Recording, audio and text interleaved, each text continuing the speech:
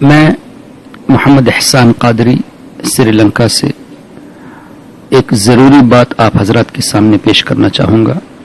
وہ یہ کہ ہمارے آقا صلی اللہ تبارک و تعالی علیہ وسلم نے جب ارشاد فرمایا کہ میری امت میں 73 فرقے ہوں گے اور اس میں 72 جہنم میں جائیں گے، ایک ہی فرقہ ناجی ہوگا، یعنی جنت میں جانے والا فرقہ.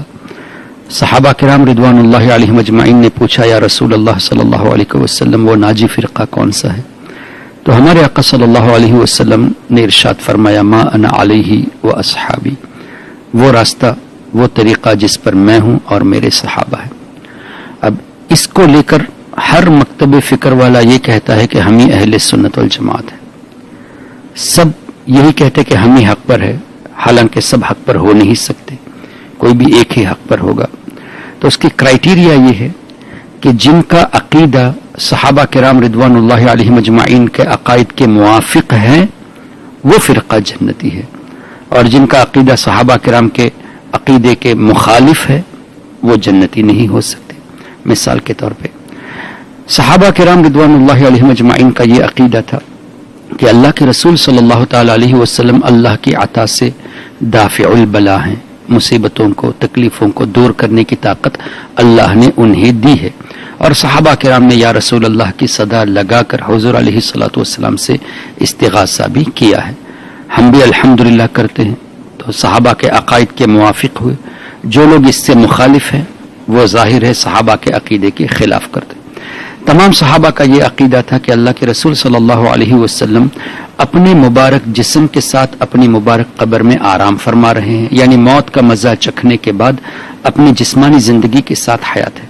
ہم اہل سنت والجماعت کا عقیدہ بھی یہی ہے، لیکن غیروں کا عقیدہ یہ ہے کہ نبی مر کر مٹی میں مل گئے، وہ حیات نہیں ہیں.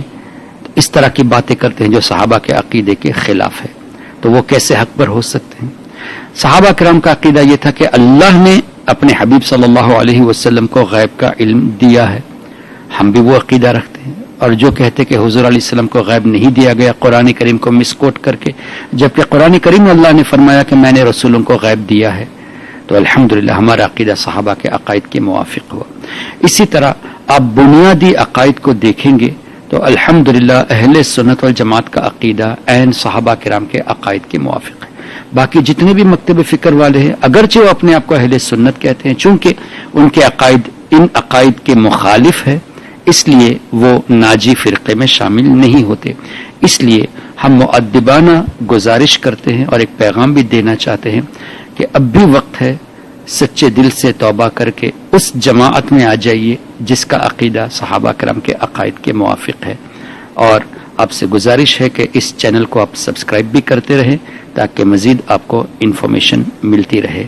السلام علیکم. اگر آپ نے ابھی تک ہمارا چینل سبسکرائب نہیں کیا تو ہمارے چینل کو سبسکرائب کر لیں. ہم غلامان احمد رضا ہیں،